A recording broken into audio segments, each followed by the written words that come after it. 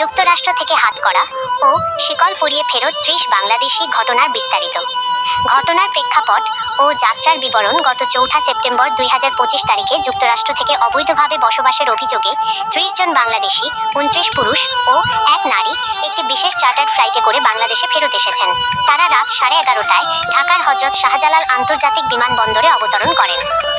যাত্রার অবস্থা: ফেরত আসা এই ব্যক্তিদের হাতে হাতকড়া এবং পায়ে শিকল, লেগ আয়ার্নস পরিয়ে বিমানে তোলা হয়েছিল। প্রায় ৬০ ঘন্টার দীর্ঘ এই যাত্রায় তাদের এই অবস্থাতেই থাকতে হয়েছে। তারা জানান, এই সময়টায় তাদের শুধুমাত্র রুটি ও পানি খাবার হিসেবে দেওয়া হয়েছে।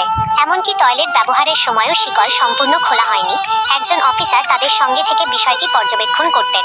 ফেরত আসা একজন ব্যক্তি, নাম প্রকাশে অনিচ্ছুক, বলেছেন, আমরা অপরাধীর মতো বাঁধা ছিলাম, যেন আমরা সন্ত্রাসী। এমনকি পানি খেতেও কষ্ট হয়েছে। বিমানবন্দরে আগমন: বিমানটি রানওয়েতে অবতরণের পর প্রায় ৩ ঘন্টা অপেক্ষা করে। এ সময় হাতকড়া ও শিকল খুলে দেওয়া হয়। রাত ২টার দিকে কড়া নিরাপত্তার মধ্যে স্বরাষ্ট্র মন্ত্রণালয়, গোয়েন্দা সংস্থা এবং মার্কিন দূতাবাসের কর্মকর্তাদের উপস্থিতিতে তাদের অ্যারাইভাল লাউঞ্জে নেওয়া হয়।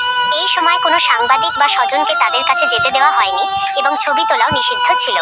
কারণ ও পটভূমি: অবৈধ অভিবাসন। এই ব্যক্তিরা দীর্ঘদিন ধরে যুক্তরাষ্ট্রে অবৈধভাবে বসবাস করছিলেন। তাদের বেশিরভাগই মেক্সিকো বা লাতিন আমেরিকার মধ্য দিয়ে ডঙ্কি রুট নামক অবৈধ পথে প্রবেশ করেছিলেন।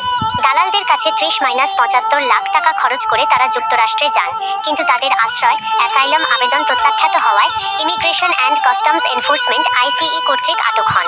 আইনি প্রক্রিয়া সম্পন্ন হওয়ার পর তাদের দেশে ফেরত পাঠানো হয়।